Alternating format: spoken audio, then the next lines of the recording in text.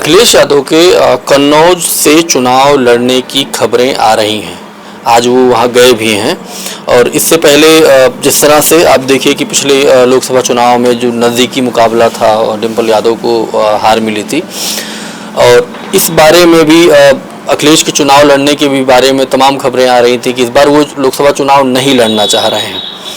लेकिन मामला कुछ ऐसा फंसा भी हुआ है और उत्तर प्रदेश में जिस तरह लगातार सर्वेों में समाजवादी पार्टी को, खासतौर पर इंडिया गठबंधन को बढ़त मिल रही है, उससे कहीं ना कहीं अखिलेश यादव को भी आत्मविश्वास बढ़ा है। आपको लग रहा है कि थोड़ा सा कन्नौज को लेकर ये चर्चा थी कि तेज प्रताप यादव चुनाव लड़ेंगे, अब जो है अखिलेश यादव खुद वहाँ पर ऐसा सुनने में आ रहा है चुनाव लड़ेंगे वहाँ? देखिए, कन्नौज समाजवादियों की धरती है और वो ऐसी सीट है जहाँ से समाजवादी पार्टी ज़्यादातर बार जीती है, चाहे वो माननीय नेताजी रहे हों, चाहे वो डिम्पल जी रही हों, फिर अखिलेश जी रहे हों। तो ऐसे मुझे लगता है कि उस सीट को लेकर के बहुत ज़्यादा फंसा हुआ कुछ ऐसा नहीं है। लेकिन हर पार्टी की एक परंपरा होती है, हर पार्टी में एक डिसीजन मेकिंग बॉडी होती है, वो निर्णय लेती है कि कौन व्यक्ति चुनाव लड़ेगा। अगर समाजवादी पार्टी का डिसीजन मेकिंग जो पार्ट है, जो मतलब ये निर्णय करेगा कि समाजवादी पार्टी के राष्ट्रीय अध्यक्ष को चुनाव लड़ना चाहिए, तो मुझे लगता है कि वो समाजवादी पार्टी के राष्ट्रीय अध्यक्ष को मानना पड़ेगा।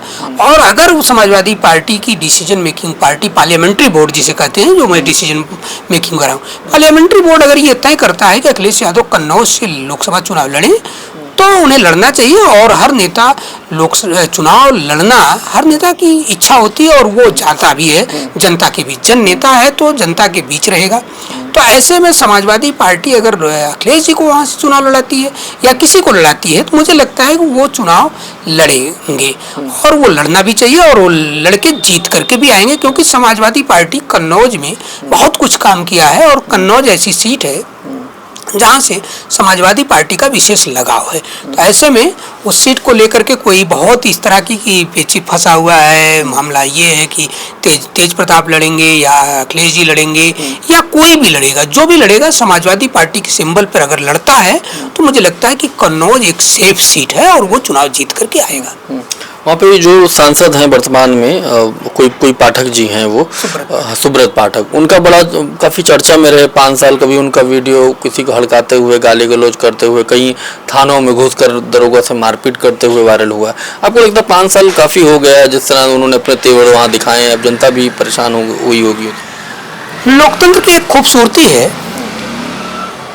कि खराब से खराब व्यक्ति भी जनता के माध्यम से चुन लिया जाता है और अच्छा से अच्छा व्यक्ति निगलेक्ट भी कर दिया जाता है और अच्छा से अच्छा व्यक्ति चुन भी लिया जाता है।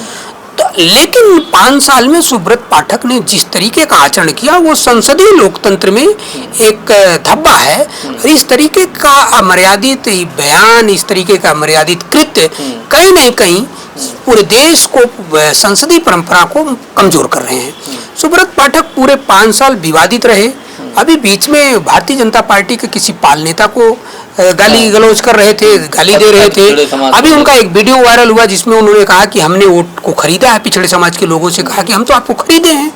तो ऐसे में सुब्रत पाठक एक कमजोर प्रत्याशी साबित होंगे, क्योंकि देखिए आचरण, किसी भी प्रत्याशी का आचरण बड़ा महत्वपूर्ण होता है। भारतीय जनता पार्टी के जो सांसद हैं उनका आचरण 5 साल वहाँ के लोगों ने देखा है। ऐसे में मुझे लगता है कि कोई भी प्रत्याशी आ जाए, किसी भी दल से आ जाए और समाजवादी पार्टी भी किसी को भी लड़ा दे, वो चुनाव जीत जाएगा, क्योंकि आचरण ही निर्धारित करता है कि आप मेरा प्रतिनिधित्व करने लायक हो कि नहीं।